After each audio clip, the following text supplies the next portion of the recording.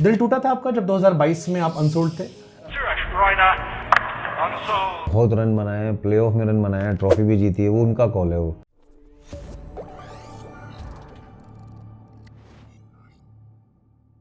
पर एक common question बहुत सारे फैंस के मन में आता है। 2008 में आपने सीएसके साथ शुरू किया।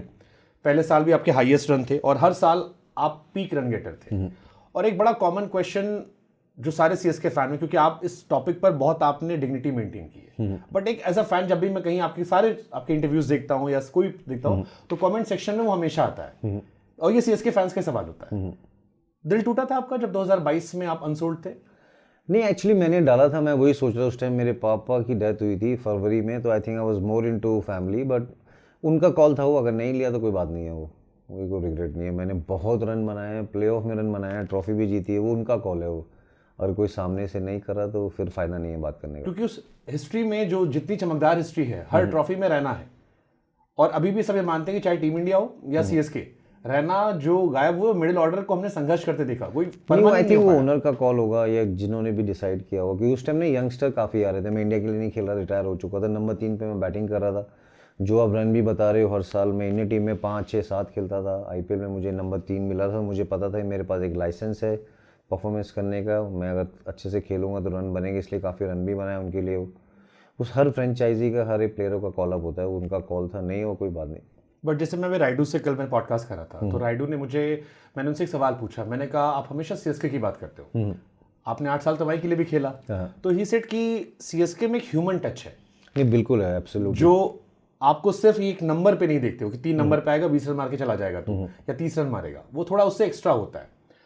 बट वो जो रैना वाला इंसिडेंट आया, वो अभी भी जैसे एक आया चला था बालकनी वाला 2020 में, आपने वापस आ गए थे आप, हालांकि फैमिली इश्यूज भी थे। और जितने लोग आपको जानते हैं वो जानते हैं कि रैना बहुत डाउन टू अर्थ है। नीचे भी मैंने देखा जो बच्चे आपसे मिलने आए थे, नहीं भी जानते थे आप सबसे बड़े मिलनसार तरीके से मिलते हो, जमीन से जुड़े इंसान हो। वो जो एक घटना है उसमें एरोगेंस का जिक्र होके आया। नहीं, वो उनका एक्चुअली जो भी उनका था सारा, वो जो चीज़ें वो बोलते हैं, वो आपको पता है कि आई इंसिडेंट इन पंजाब, तो वो लुक आफ्टर करना जरूरी था, फिर नहीं खिलाया, तो वो बात करने की फ़ायदा नहीं, उनको नहीं लगा होगा कि ये सूटेबल नहीं है, तो कोई बात नहीं। कभी दिल में आपके रहती थी? अभी है ही नहीं इतना, अभी इधर WCL लास्ट ईयर जीते हैं, वो ट्रॉफी तो आई नहीं है। मैंने पहली बार रैना का नाम ग्रेग चैपल से सुना था। ग्रेग चैपल सेड कि ही इज एक्साइटिंग टैलेंट, मुझे ऐसे लोग चाहिए। जब ग्रेग चैपल ने टीम इंडिया को तहस नहस करना शुरू किया था, तो वो आपकी तारीफ बहुत कर रहे थे। नहीं, काफ़ी ना उस टाइम यंगस्टर आए थे, मैं, robin, Dinesh Karthik, RP, VRV Singh, Irfan, Sreesanth, तो आई थिंक उनका वर्क एथिक अच्छा था। और उसके बाद जो सीनियर के साथ उनकी जो एक जुगलबंदी थी, वो डिसरिस्पेक्टफुल था उनकी तरफ से, कि जब सचिन पाजी हैं या बड़े बड़े नाम हैं तो he could have handle better. But उस टाइम नई नई टीम में आए थे, जो हमें करने को बोला जाता था कि आप प्रैक्टिस करो, इधर खेलो, उस टाइम सुपर सब का भी रूल था, उस सब का कोच और कैप्टन। बट राहुल भाई और ग्रेग का अच्छा था वो, क्योंकि आई थिंक उन्होंने टीम बनाई, हमने काफ़ी सारे रन चेस किए थे। इंग्लैंड उस टाइम इंडिया आती थी, श्रीलंका उस टाइम आती थी, जिम्बाब्वे बहुत हम लोग खेलने जाते थे। तो सब कैप्टन के पास एक अलग कोच होता है। धोनी भाई उनका एक अच्छा रोल आपकी लाइफ में रहा? नहीं, बिल्कुल चांस मिला मुझे, आई वॉज वेरी थैंकफुल कि मैं 2 साल तो टीम के साथ ट्रैवल कर रहा था वो, और उस टाइम दादा भी कप्तान थे, राहुल भाई कप्तान बने, फिर बाद में धोनी भाई कप्तान बने, उसके फिर गैरी के आने के बाद टीम का माहौल बहुत अच्छा हुआ, क्योंकि he was a very very good human being. और खेलने के बाद आप देश के लिए 15 खिलाड़ी खेलते हैं, कोई कप्तान नहीं होता या फिर कोई प्लेयर ऐसा नहीं होता कि आप उससे बड़े बनते हो।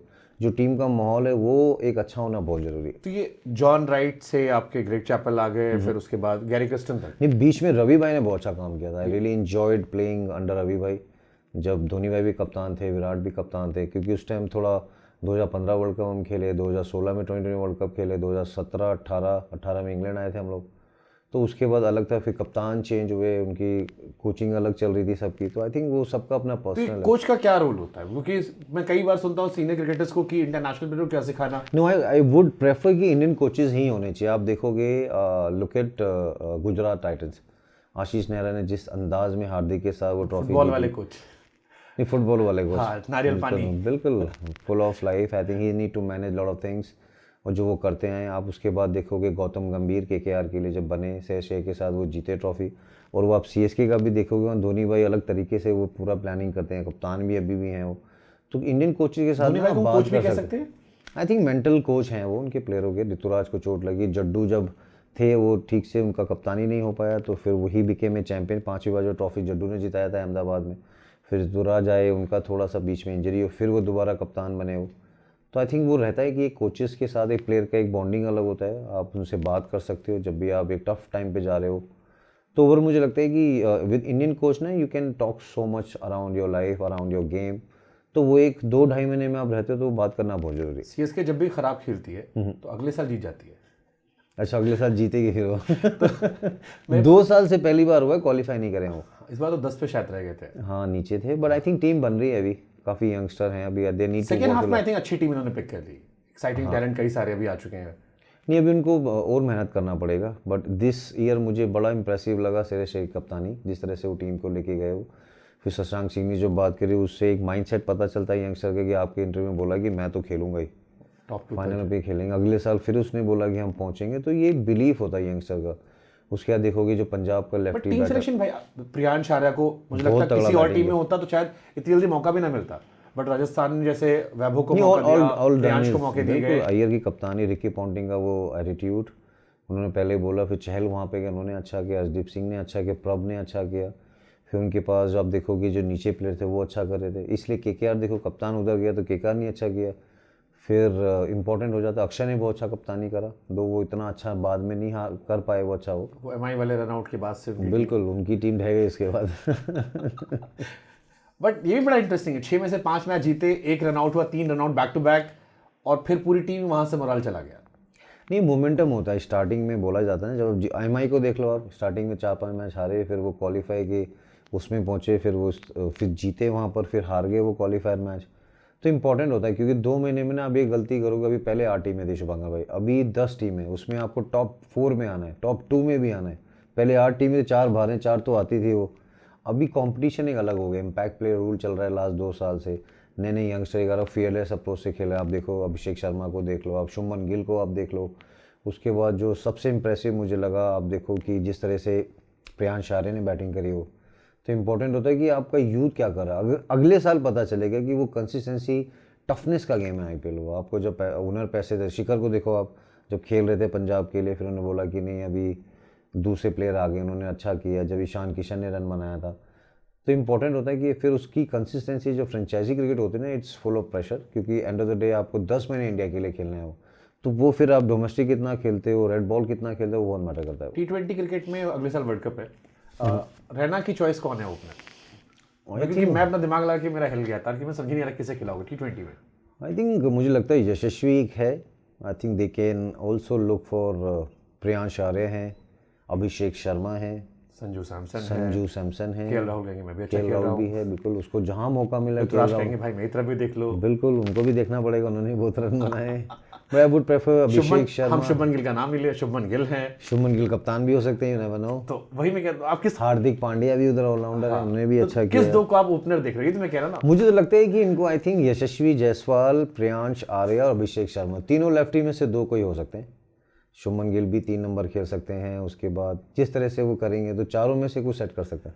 क्योंकि मैं बोला जितना कंपटीशन ऊपर टॉप 3 में उतना है ही नहीं बीच में प्लेयर ही नहीं है। फिर ऋषभ पंत देखो अभी अच्छा करे इंग्लैंड में, उसके शुभमन गिल ने बहुत रन बनाए। ऋषभ को आप T20 में देख रहे हो? आना चाहिए बिल्कुल, लास्ट गेम में उसने शतक बनाया है।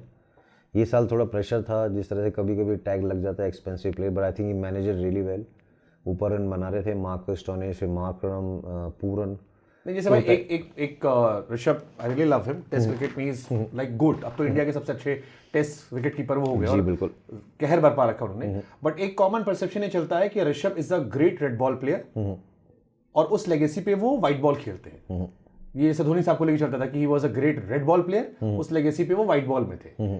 इससे कितना इत्तेफाक जो लोग इस तरह से आई थिंक वो रन नहीं बनाए इस साल, क्योंकि हमेशा वो आईपीएल में अच्छा करते हैं। इस साल अभी नया टीम था, नए कप्तान बने दिल्ली के बाद, वो उधर गए फ्रेंचाइजी में।